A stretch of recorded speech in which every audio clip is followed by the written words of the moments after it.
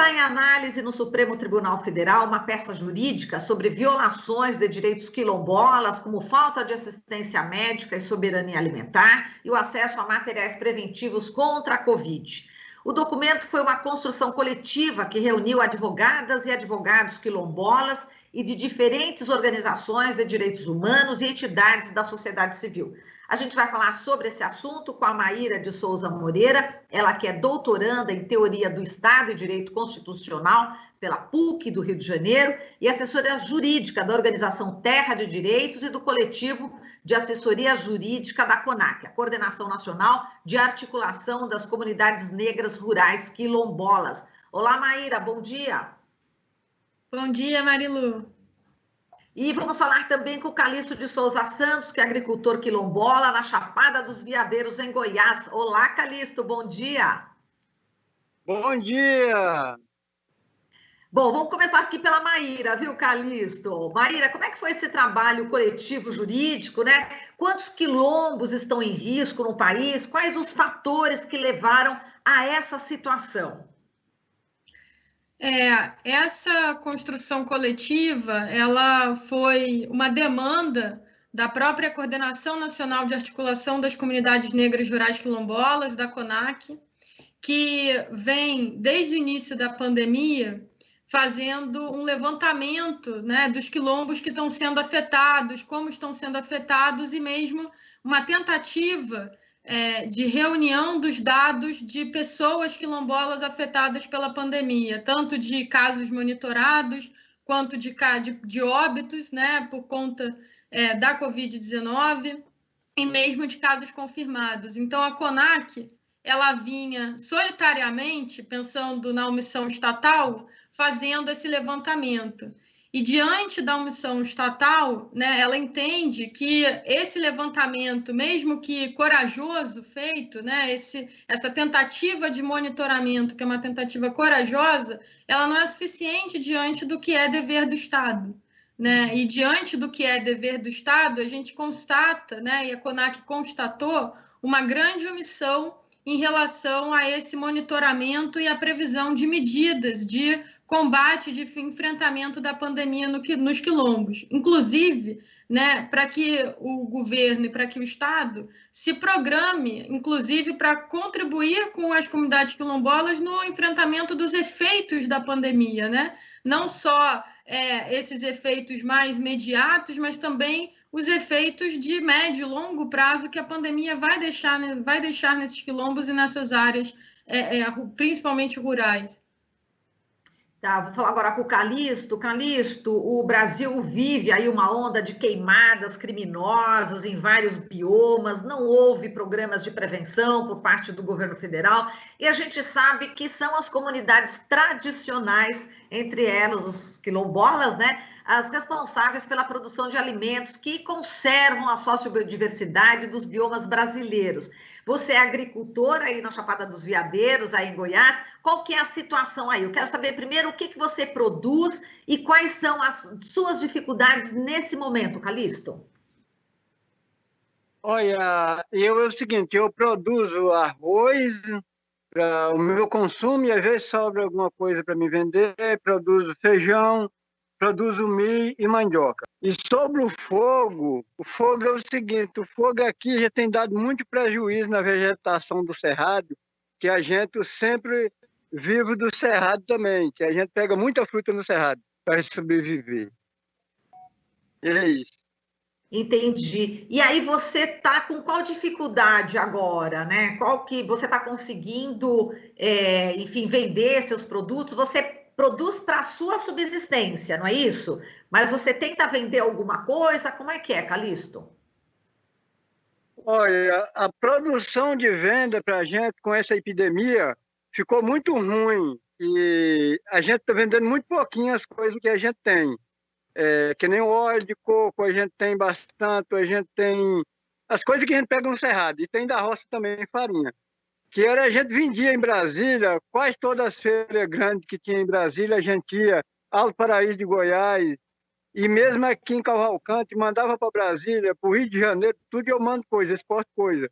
Então, com esse negócio dessa epidemia, ficou tudo ruim. Até para a gente vir na cidade, você está vendo eu aqui de luva na Sim. boca, porque não estou podendo ficar num local que a gente sem luva, né? Sem Entendi. máscara. Então, para nós ficou muito ruim, entendeu? Essa epidemia, inclusive já pegou um filho meu agora há pouco tempo, quase mata em Brasília, né? Nossa. E a gente fica tudo assustado, com medo. A gente não está podendo trabalhar e vivendo, estamos vivendo, né? É isso. Entendi. Quer dizer, está muita dificuldade, né? Quer dizer, falta alimento também para vocês, falta dinheiro, o acesso, né, ao álcool, sabão, esses itens de higiene também é difícil, Calixto. Difícil. Falta dinheiro, porque a gente hoje não vive sem dinheiro, você sabe, né? Tem muita Sim. coisa. E quando a gente estava solto aí, que vamos supor, a gente hoje está preso. Quando a gente estava solto, a gente ganhava qualquer tiquezinho de dinheiro a mais que dava para pagar as contas e sobrar para a gente resolver os problemas de casa. E hoje, o dinheiro que a gente está fazendo está mal e mal para pagar as compras, com o mesmo regrado, né? Porque não tem para onde vai. Às vezes no correr do mês eu vendi aí R$ 2.000 de trem, hoje eu estou vendendo 1.000, no máximo, 1.500 no máximo. Aí eu tenho que pagar água, eu tenho que pagar minhas coisas para filial, né? E aí acaba que o dinheiro a gente não tinha aquela quantidade que a gente tinha atrás, que a gente trabalhava em Terra Livre, a gente ia para Brasília, eu sou guia de turismo, o turismo acabou, que é uma parte que eu vivia também, eu vivia da roça do turismo, vendendo minhas coisas aí, e a gente arrecadava um dinheirinho. E hoje em dia não tem. A gente não está passando fome, né? Mas não está tendo essa liberdade que a gente tinha. Exato. Agora, Maíra, a situação dos quilombolas, ela já estava difícil antes mesmo da pandemia. Os cortes no orçamento já eram frequentes, não é isso, Maíra? Exato. A gente tem um substancial corte no orçamento que encontrou, né, em 2018, 2019 e agora em 2020 o seu auge, né? Nós temos um corte de 90% do orçamento para a política quilombola, para a política de regularização de territórios quilombolas, que significa, né, a titulação efetiva dos quilombos. É um corte de 90% em 2020. Né? Esse corte veio paulatinamente afetando as comunidades quilombolas, e a situação de acesso a políticas públicas, né, fica extremamente precarizada quando a gente se vê diante de uma insegurança territorial. Né? Quanto mais quilombos não titulados, são mais quilombos que não acessam de forma plena políticas públicas de todos os setores, seja de educação, saúde, mobilidade, né? Porque um território que não está titulado, ele limita extremamente essa comunidade nas suas potencialidades de reivindicação por direitos, por acesso a políticas públicas.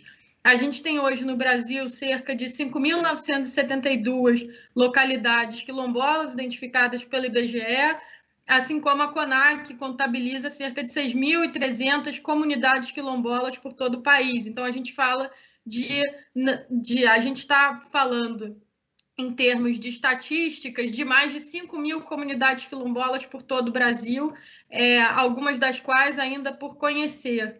Né? Então, a gente tem uma grave situação em que 75% desses quilombos, né, enfrentam uma situação de extrema pobreza e falta de acesso a políticas públicas básicas, como política de saneamento.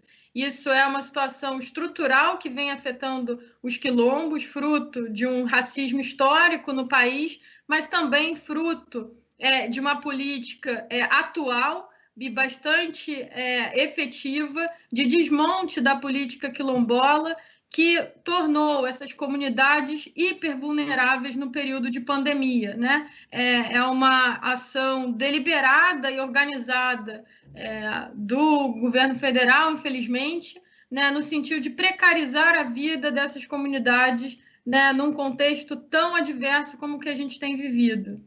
Exato, e aqueles programas de incentivo, né, à agricultura familiar foram praticamente banidos, né? Isso prejudica ainda mais, né, Maíra?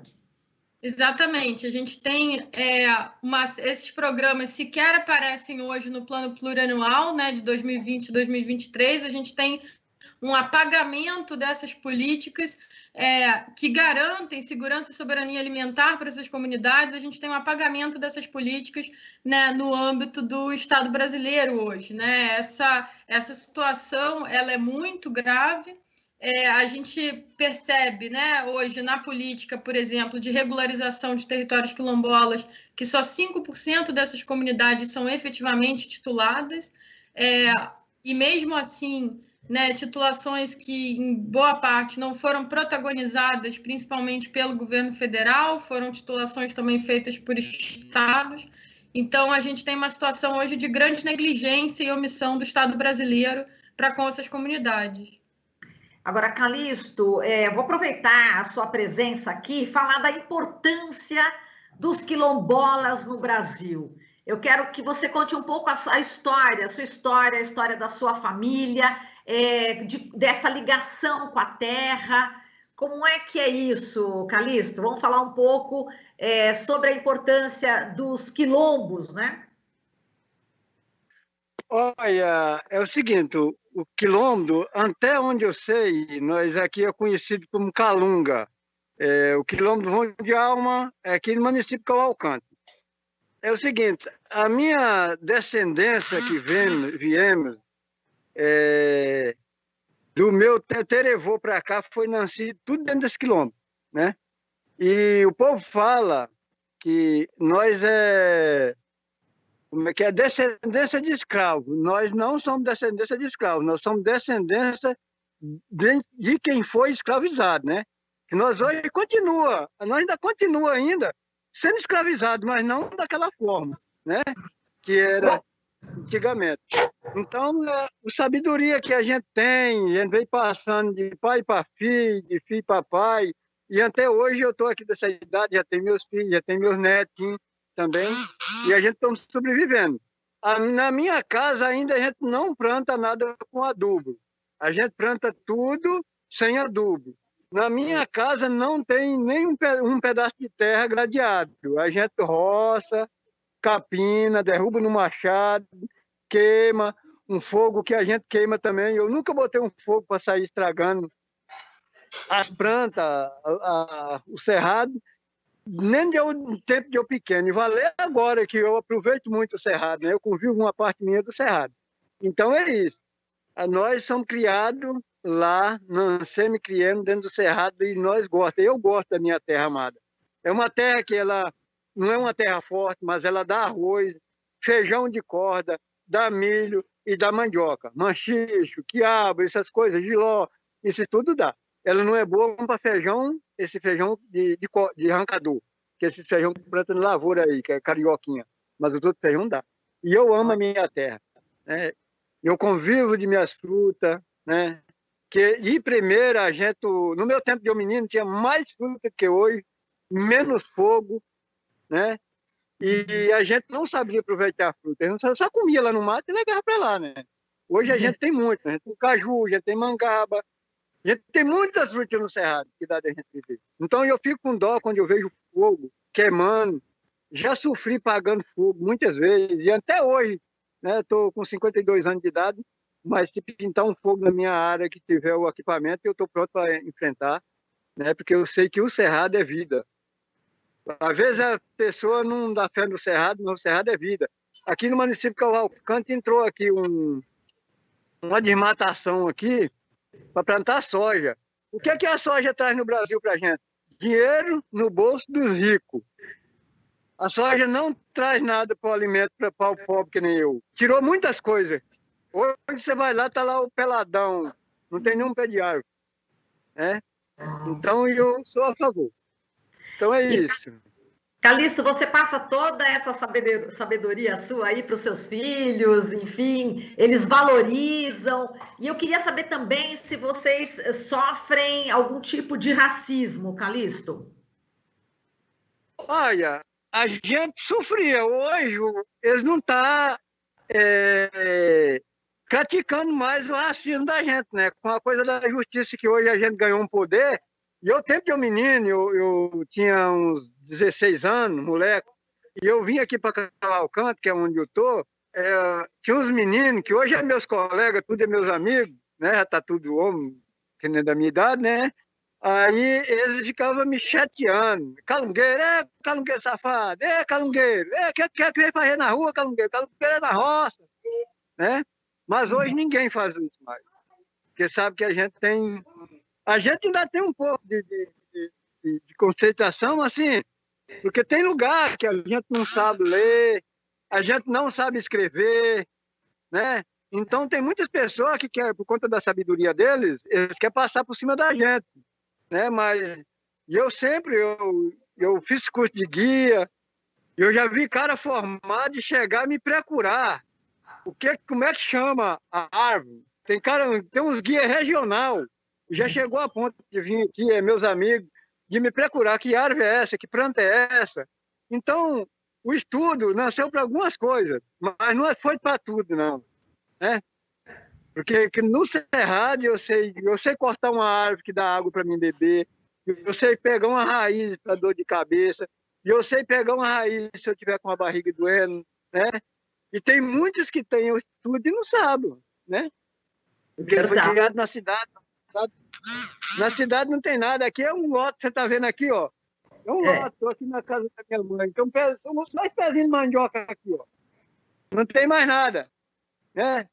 Um pezinho de mamão que tem desse lado aqui também. Não tem mais nada, não tem planta nenhuma, não cabe, não tem como plantar.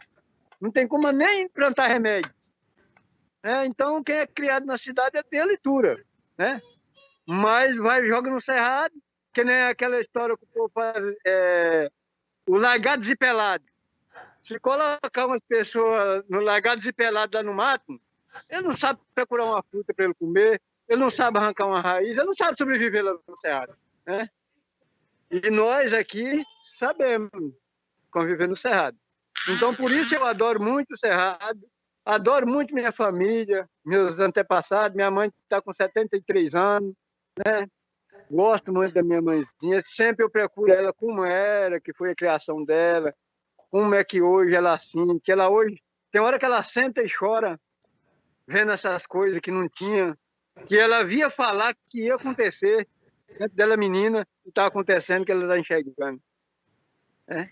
E no mais é isso. É muito triste, né? Muito triste. E Maíra, você acredita que seria importante também, nesse momento, né, de pandemia, um plano nacional de enfrentamento, né, de enfrentamento da pandemia nessas comunidades quilombolas, né?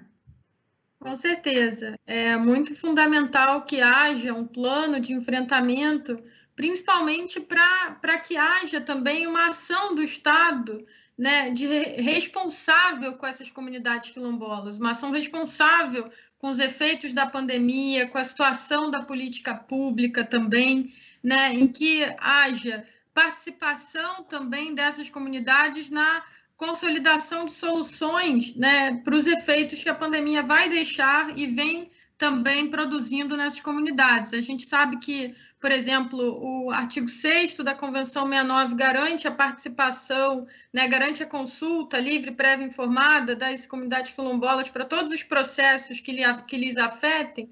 Então, isso significa também elas participarem da construção desse plano de enfrentamento da Covid nos territórios, né? Quem melhor que o próprio Calixto, que as próprias comunidades quilombolas, que a Coordenação Nacional de Articulação das Comunidades Negras Rurais Quilombolas, para dizerem efetivamente o que vem acontecendo nos quilombos e quais são as melhores soluções para eles, né? Eu acho que tem que ser uma solução pensada conjuntamente com a participação das comunidades quilombolas nesse processo. E, bom, Maíra, quando a gente ouve o Calixto, né, falando da importância, né, do quilombo, de toda a história, desse amor que ele tem, né, pela terra, pela família, pelas pessoas que fazem parte do quilombo, qual que é o teu sentimento, Maíra? Ele estava falando, né, a respeito, tem gente aí sabendo muita coisa, que tem leitura, que tem estudo e não sabe o nome de uma árvore, e ele dá um banho, né, ele ensina todo mundo. Você exatamente está na academia e você está usando o seu conhecimento em favor dessas comunidades. Eu acho que deve mexer com você, né? Assim, esse sentimento, né? De orgulho dos quilombos, né? Dos quilombolas. Mexe sim, Marilu, porque eu não sou quilombola, né? Mas eu defendo até o último fio do meu cabelo os quilombos, porque eu sou uma mulher negra, também venho de uma história também que eu reconheço, né? Essa história negra que foi extremamente apagada da nossa cultura brasileira, e os quilombos, né, eles representam a trajetória da luta contra a escravidão, né? Eles representam uma trajetória de um povo que resistiu também aos efeitos da escravidão, que são os efeitos de longo prazo, numa sociedade que nunca acertou as contas com esse passado colonial, né? Então, eu tenho um senso, né, de dever e de colocar à disposição o conhecimento que eu venho adquirindo, né, à disposição dessas comunidades para que a gente efetivamente conquiste um outro momento histórico no Brasil em que essas comunidades sejam lançadas a uma posição de dignidade plena, né, nesse contexto. Então, eu sempre parabenizo, né, a luta das comunidades quilombolas, porque é lá na ponta que a gente constrói uma outra possibilidade de existir. Exato, mas por isso a importância de uma decisão firme do STF, né? Quero que você fale sobre a responsabilidade do Supremo nessa questão. O Supremo Tribunal Federal está com uma responsabilidade grande, né? Porque, assim como na ADPF, né, na arguição de descumprimento de preceito fundamental, ajuizada pela associação, né, indígena, a gente tem, no caso quilombola, também uma extrema necessidade, né? E uma extrema omissão e atos omissivos e comissivos, né, do governo federal no sentido de desproteger essas comunidades. Então, a gente espera que, assim como no outro precedente, do caso da ADPF 709, né, no caso da ADPF 742, que é a ADPF quilombola, a gente espera que o STF também seja sensível à situação de extrema desproteção a qual as comunidades quilombolas estão lançadas, né, nesse contexto de pandemia e diante de tantas omissões do governo federal. O ministro relator da DPF é o ministro Marco Aurélio, Dr. Marco Aurélio de Mello, e a gente espera que haja uma sensibilidade dos ministros na apreciação da urgência desses pedidos, né? A maior parte dos pedidos foram feitos em caráter de urgência, então a gente espera que seja justamente nesse rito que eles sejam apreciados. Afinal de contas, a pandemia já está rolando o quê? Há 7 meses, né? Há 7 meses, e a resposta da Advocacia Geral da União, no âmbito da arguição de descumprimento de preceito fundamental, foi que eles estão ainda avaliando o plano, né? Eles estão fazendo revisões em um plano, ou seja, né, ninguém conheceu esse plano ainda. Então, 7 meses depois que a pandemia foi declarada, eles ainda estão cogitando um plano de enfrentamento. Não é possível isso.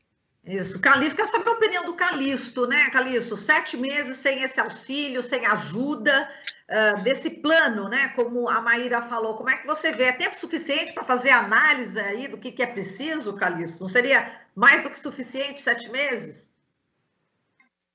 Sim. Sim, porque é o seguinte, a gente passa muita dificuldade aqui, né? E horas o governo, às vezes, não olha para a gente. O governo olha para a gente no dia de votar. O governo olha para a gente no dia de cobrar as dívidas que tem, que ele cobra tudo com juro para ele.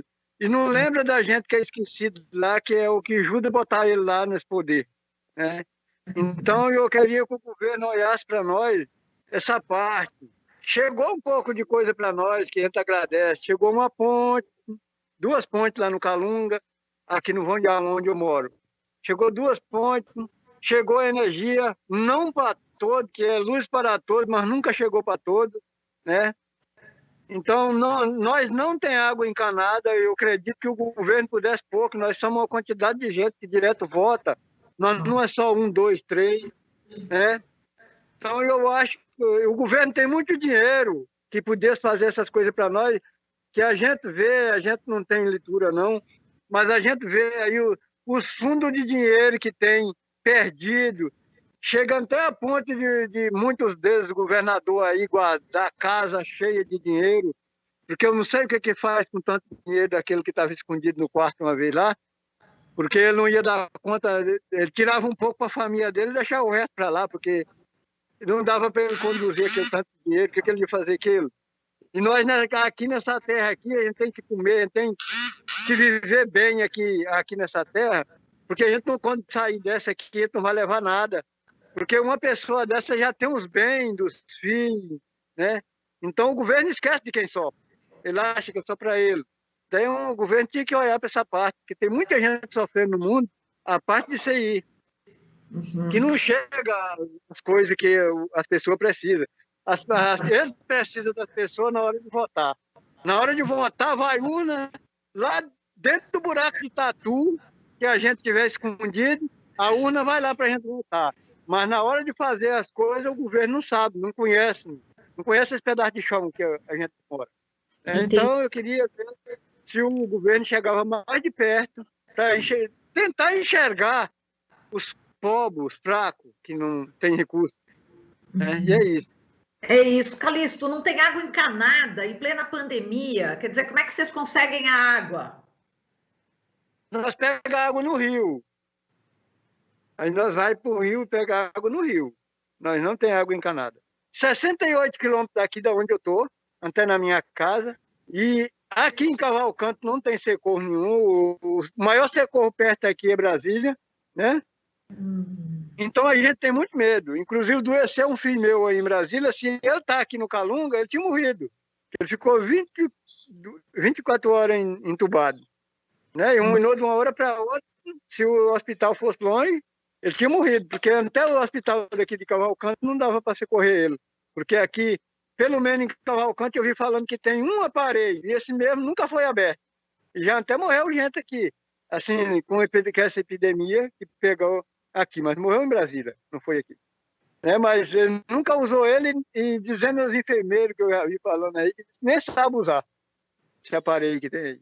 Então, é uma coisa que se a gente adoecer aqui, a gente tem muito medo, a gente fica muito privado. Tem um amigo meu que ligou para mim que ia levar umas cestas lá, aí eu não quis. Falei para ele deixar as cestas aqui em Cavalcante, e a gente ia levando as pessoas, entregando lá. Mas a gente não queria ele lá, não era orgulho dele, não, porque nós lá estamos um tipo de isolado. Né? Entendi. Essa doença mata, não é fácil. Estão com muito medo, natural. Tá certo, Calixto. Olha, eu quero agradecer demais aqui a participação de vocês. Calixto de Souza Santos, agricultor quilombola na Chapada dos Veadeiros, em Goiás. Calixto, muito prazer em conhecê-lo. Uma hora vou te conhecer pessoalmente aí depois que tudo passar, tá bom? Forte abraço. Prazer todo foi meu. Tchau, querido. Obrigada. E a gente falou também com a Maíra de Souza Moreira, que é doutoranda em Teoria do Estado e Direito Constitucional na PUC do Rio e assessora jurídica da Organização Terra de Direitos e do Coletivo de Assessoria Jurídica da Coordenação Nacional de Articulação das Comunidades Negras Rurais Quilombolas, CONAC. Obrigada, viu, Maíra? Um beijo para você. Obrigada, Marilu. Foi ótimo participar e que bom que vocês estão abordando esse assunto. Tá certo, muito obrigada. Nós aqui agradecemos vocês. Um forte abraço, viu, para os dois. Aqui você ouve as notícias que os outros não dão. Jornal Brasil Atual. Agora são 8 horas e 29 minutos e nós vamos conversar com um cientista político, coordenador do mestrado profissional em Gestão e Políticas Públicas da Fundação Getúlio Vargas e também produtor do podcast do canal no YouTube Fora da Política Não Há Salvação, Cláudio Couto. Bom dia, Cláudio. Bom dia, como vai? Tudo bem? Tudo certo dentro do contexto que é possível estar certo no cenário atual, né, Cláudio? Exatamente. Mas hoje... Dentro da situação que a gente vive nesse país, né? Exato. E hoje a gente vai ter, falando justamente da situação do